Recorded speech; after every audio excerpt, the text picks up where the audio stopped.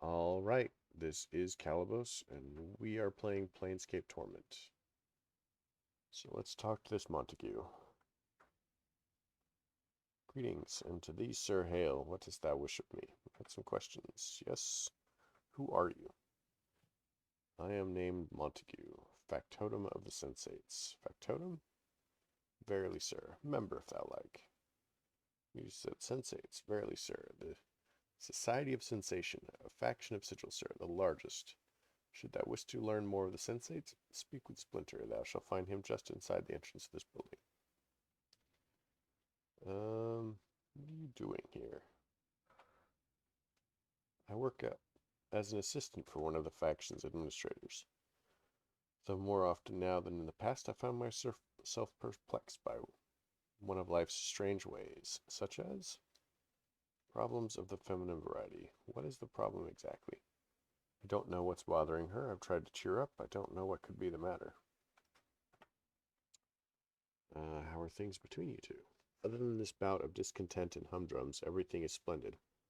All that orbits around us does so with tranquility. Our families are more than satisfied with our potential union, and her siblings love me. There's nothing wrong. Perhaps that's the problem. No problems. Does that mean that no problems are problems? 'Tis my desire that thou speak plainly, sir. Perhaps she wants a little more spice in your relationship. How wouldst thou know what she wishes? He becomes heated. We love and we love unconditionally, with none of the sordid or poisonous wrappings that seem to unfold it all in young love. I call thee out, sir, and I call thee a recreant knave and a fool. Oh, there, calm yourself. I'm sorry, 'twas the fury of the moment that caused me to speak, so I tender my apologies to thee. And thine, good sir.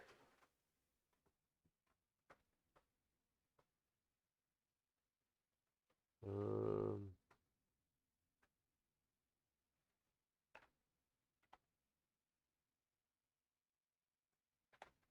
okay. Nope. Okay, so that is still ridiculously funny. Throne appears to be as old as the building itself. Looks unused, more of a piece of artwork than a ruler's seat.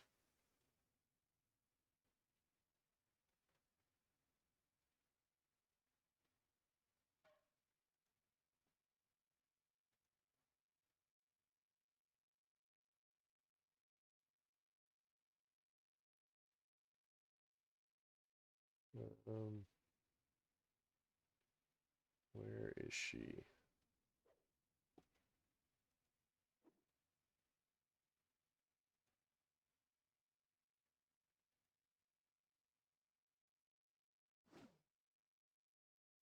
That's the crooked.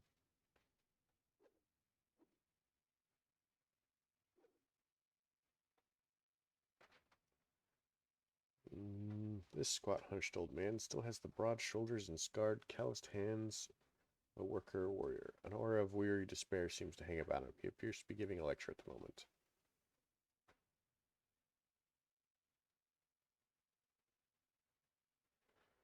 Oh, right, now listen up. This is a seminar on the war. If you're eager to listen about the blood war, take root. If you're not, you're in the wrong at all, and you best lump your soft comfort loving sigillin Lambert stems out of here. Let's listen. The man suddenly throws a dark eye over the audience as if looking for something. And further, if your Tenari or Betazu, ump your scaly eyes out the door. It's not letting you ornery bastards bend an ear in this and then listen to your barmy arguments. Because there's no discussion on who's right. Behind you hear the sound of something large leaving the lecture hall. It just tells the blood war from the human point of view. It's not promoting one side or another because they both stink in different ways. That is fair. Speaker becomes somber. So what's left of you wanting to listen to the blood war stories, tell us about the war? Ear to ear the aura of it all, no doubt. The floating fortresses woven, weaved of human skin, the plain white battlegrounds the blood war fought on. He bares his yellow teeth, tails of fangs Fiends locking fangs with other fiends. Scrar, snar. His snarl fades and you look suddenly bored. Let me peel back your lids and crack your bone boxes. 'Tis all a steaming heap of barney me nonsense to be dwelling on that forge tongue. He spits in derision, rolling his eyes wildly. Tell you this, though, you can't imagine the scale the Blood Wars fought on. Nothing you've seen, heard, or participated in, nothing compares. Time, numbers of legions, sheer bloodshed, nothing compares, Burks. Try and imagine it, forget it. My advice simple, stay away from the big bloody mess altogether. Only thing you need to know is this. Fiends are killing fiends. Betazu are slaughtering Tanari. Tanari are butchering Betazu right now. He spits again. Neither's winning. Don't think either can win. Biggest stalemate this side of eternity, thank the powers. That's it. A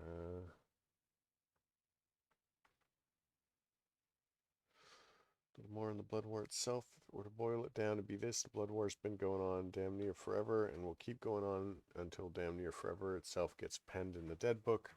The Tanari, the champions of chaos, and you are trying to stop the green color dung out of the Betazu, the champions of law and evil. They butcher each other over how each of them thinks evil should be, if you can believe that.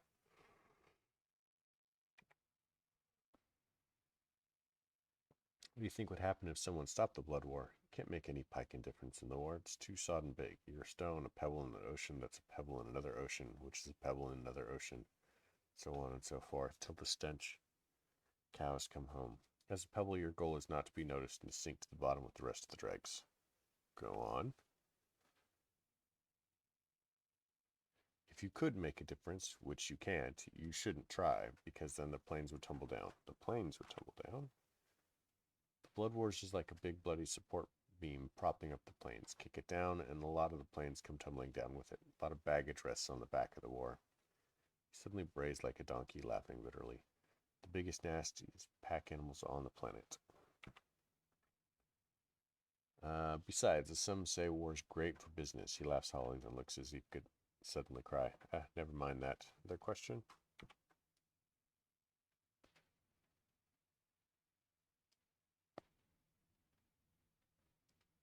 The man sighs sadly.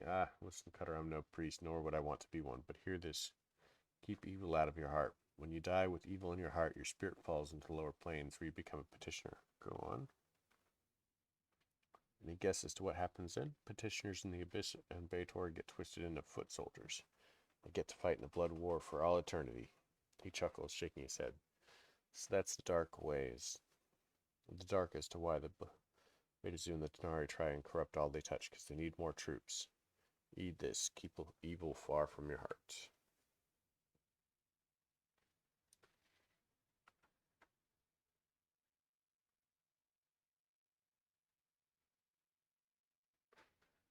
Got a right to be curious as to what started this big old sodden soupy mess in the first place. What set the fiends to lock in horns in the first place, biting and clawing each other? They met.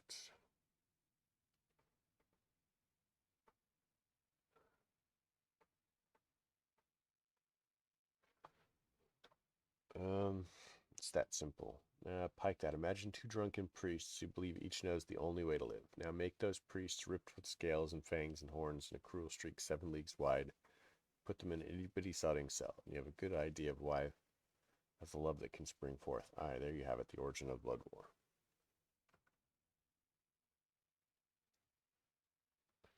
Why are two evil races fighting? One believes evil should be nice and orderly, one believes evil should be chaos, running rampant across the plains. Both evil. Doesn't mean they can agree on anything. Bad blood, bad blood.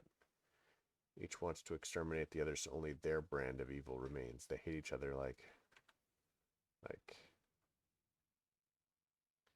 He wrings his hands together, trying to find the right words. You see, they don't hate like we hate. We don't even know what hate is. We have one word for hate. They have thousands upon thousands. Their meanings twisted and piled like bodies. That's why they fight.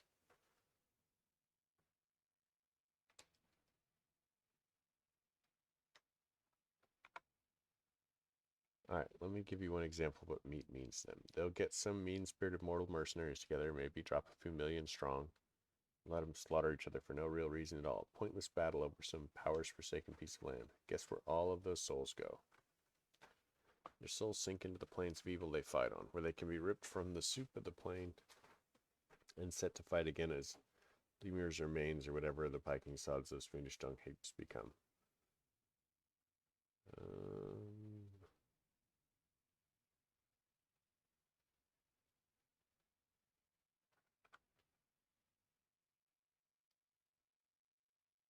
Wanna know how to survive the blood war? 3 things. Cutter heel holds up a maimed hand with only 2 fingers. Go on. Stay out of it. Keep out of it. And stay out of it. Run away. Any part of the war rolls your way, let your imagination give you a bum a kick and run as far, as fast as you can. If you can't run, then lies really still and pray it passes you by. He pauses for a moment, except there is no place it don't touch, and there's almost nowhere you can run to get away from it.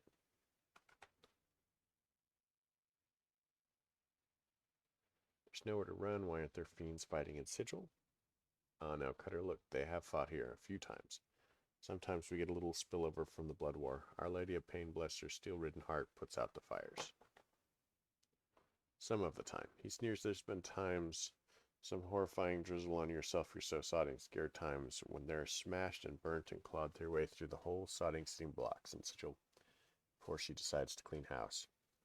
He clucks his tongue and winks cynically, so she ain't always as keen on stopping the blood wars might seem.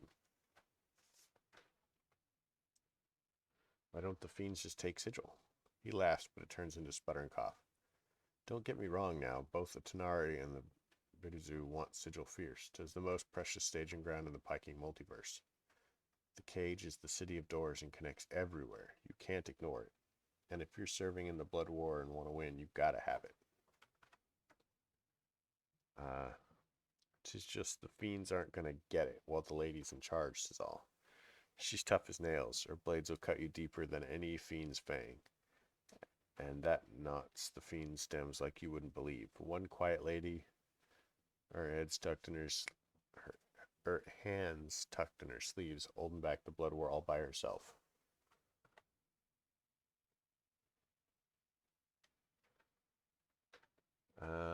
But fiends are still allowed in Sigil? Oh, damnably certain.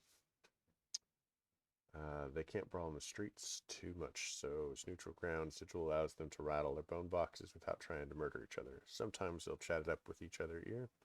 Peace don't stay that way for long. Also, just because they can't butcher each other in the streets don't mean spies, recruitment, and backstabbing don't still go on. They fight battles with lies and words burk. Sometimes it's all in the bluster and blather. And there's safe houses about too, places where they can cool their talents before the next skirmish.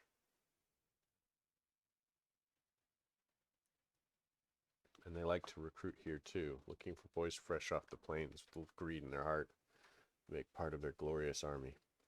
He stops speaking to peer closely at you. Maybe that they recruited you once, Cutter. You look like you tasted the war. Perhaps. War leaves a scar on you, Cutter. You'd know. You know you never want to go back. Your temples begin to throb painfully as you consider the man's words. Memory begins to surface. The lecture hall begins to fade from view as terrible visions begin to seep up from the base of your mind. Visions of a place where seasons are like nothing you've ever felt or heard or tried to shut out. A place where prayers go unheard. Falling like stones to the earth, bane-colored lightning flashes across things that were once sky, but now boil beneath your feet and scream when you brush against them. You run at the head of a large band of men, passing through dark canyons where the walls quiver moistly and beat like a heart, wearing only your own blood as clothing. At last you stand in a place where the ashen gray terrain slithers like massive snakes, coiling around your ankles and whispering your evil to the earth. You march endlessly, silently, through this colorless land where fatigue seems to live and hunt you like a shade over the wastes, whipping you with despair. Well, that's cheerful. In time, you and the ragged men who follow you come upon a hag sitting on a mound of gigantic, writhing larvae, poking at one of the slime-covered things with a broken talon. You and one of the men to run forward and speak with her. The hag's grating voice carries to your ears. I would speak with him, she said, and cackled. Her eyes gleam as she points you out to the man. Handsome one that leaves your ragged column. I would speak with him. That is all you can recall. Well, that's great.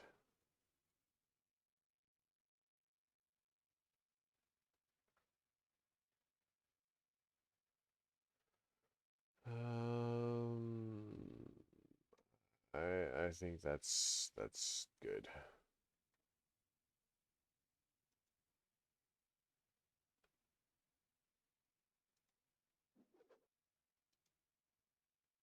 Oh, here's a door.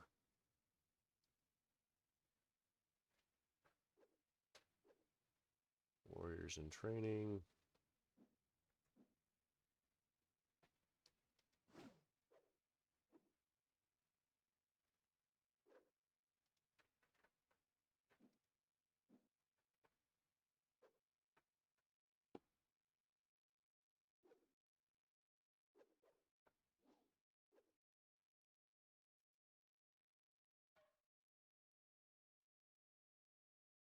Merriman.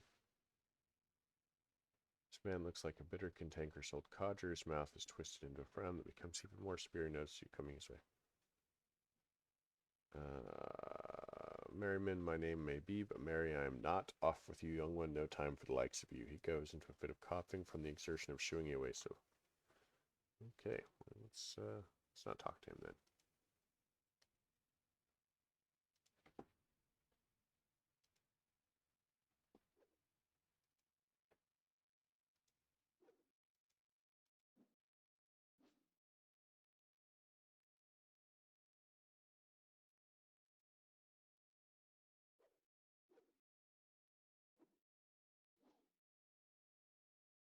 Death's Advocate.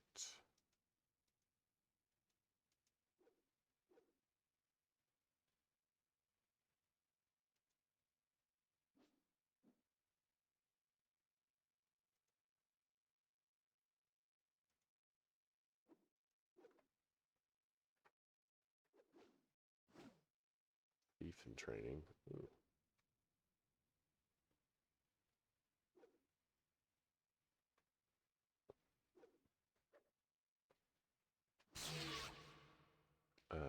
That was fun. Whatever that sound was. Mages?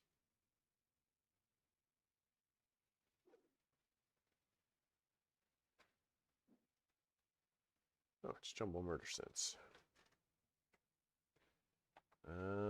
This man gives an exaggerated flourishing bow and presents a small card which reads only Jumble Murder Sense. Zeosect. Sorcerer Extraordinaire. He then snatches the card from your grasp and proceeds to eat it, grinning wildly all the while.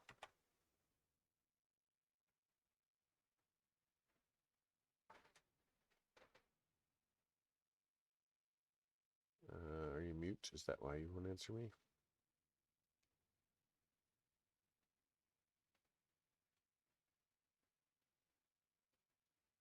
Updated my journal.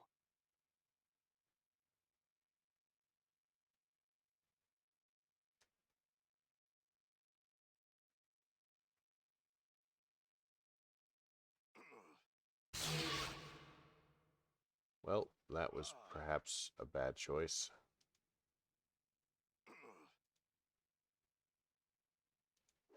Cursed with hiccups.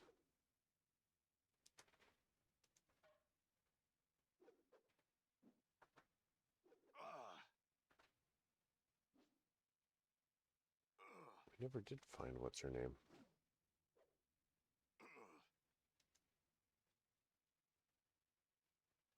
Isn't dude over here Salabesh?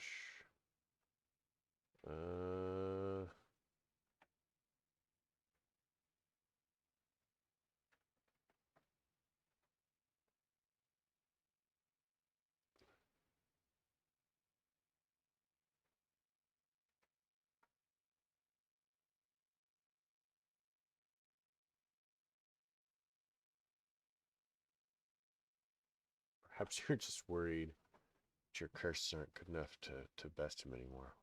What? Of all the ridiculous, now look here, you knuckle-dragging sack of scars. Selbush the Onyx is the master of curses, and there's no other way. Why, I could give you a single phrase that would render that nincompoop's cursing wholly impotent.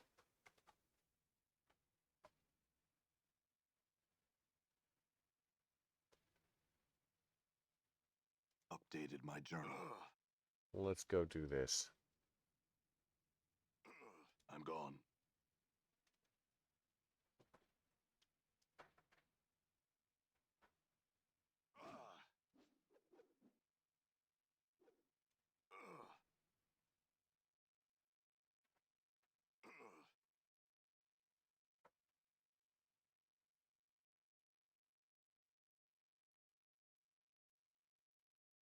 Uh,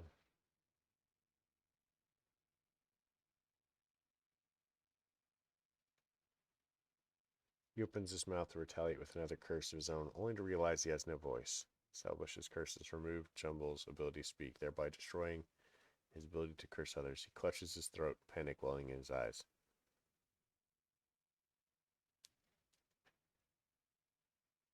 Looks like the tables are turned, Jumble. What do you think will happen when anyone, hiccup, you've ever cursed finds out you can't speak or curse anymore? You... Updated my journal. Right.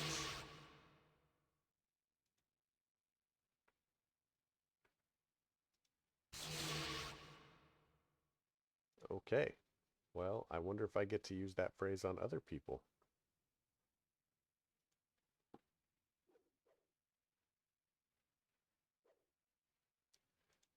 So, there's Jolmy. I must have walked right past her. You're Jolmy. I spoke to your messenger. Updated my journal.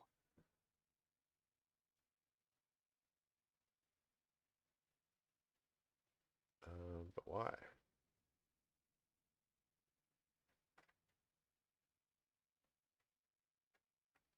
Where did you hear these rumors? One hears all sorts of things.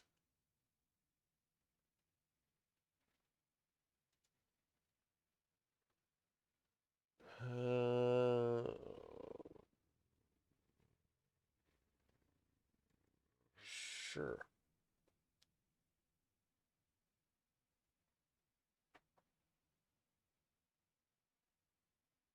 Updated my journal.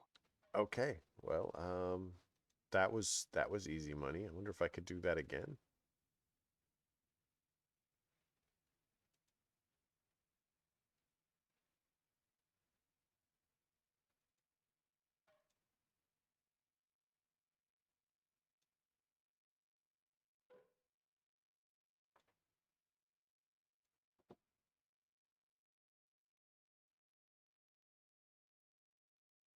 I'm gone.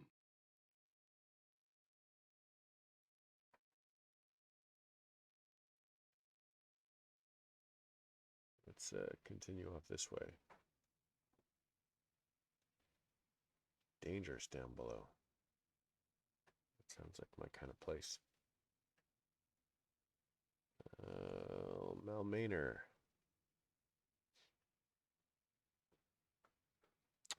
Thin, sharp-faced man rushes towards you, calling for your attention. Ah, sir, but a moment of your time. Were you perchance?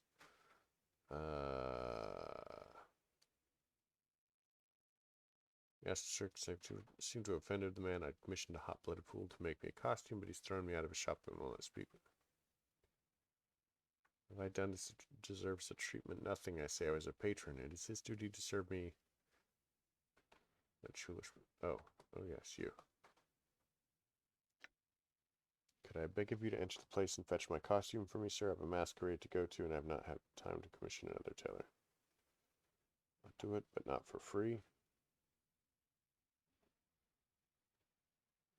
It's not worth my time.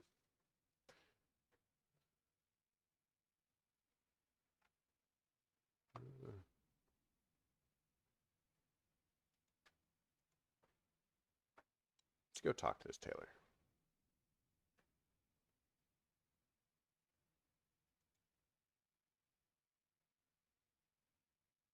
Greetings. Continues to work his embroidery, muttering under his breath as he sews. Shimmering motes of light seem to sparkle and drop from it.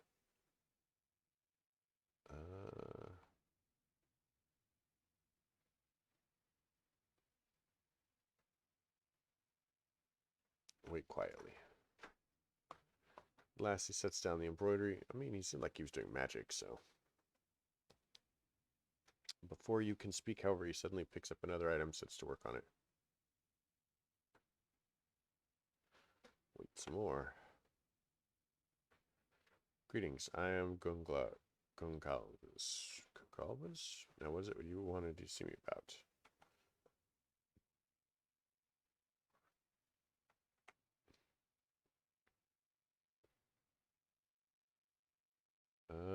That nothing, sir, but a bit of the art, which I had sometimes weave into fabric when the fancy strikes me. These items, which I lavish enchantments upon, are my most special creations and are rarely sold.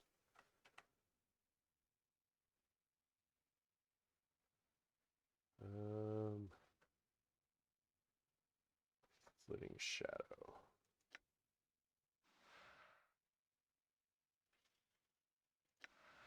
Oh.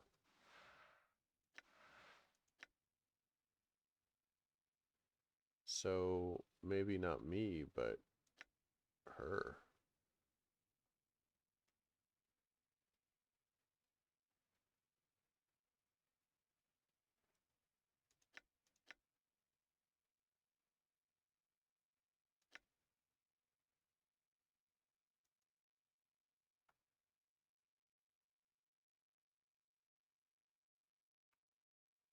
Wait. Does needle and thread actually have a use?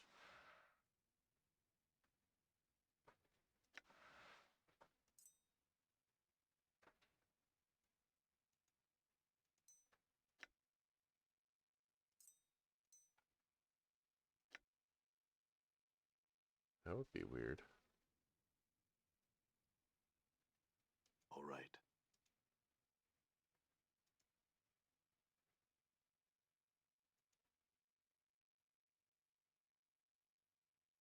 I must rest. Okay, it looks like we are going to need to rest. And I'm gone. we're at the 27-minute mark anyway, so we'll call it here. We actually rested. Oh, because the travel from zone to zone apparently takes a while. Let's see if Splinter has a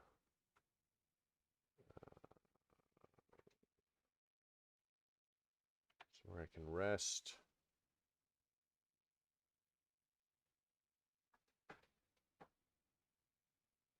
That's all I wish to know.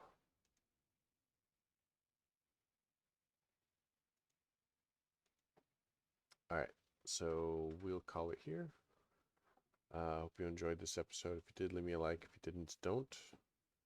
We spent a lot of time learning about the Blood War. But yeah, I guess I'll catch you folks next time.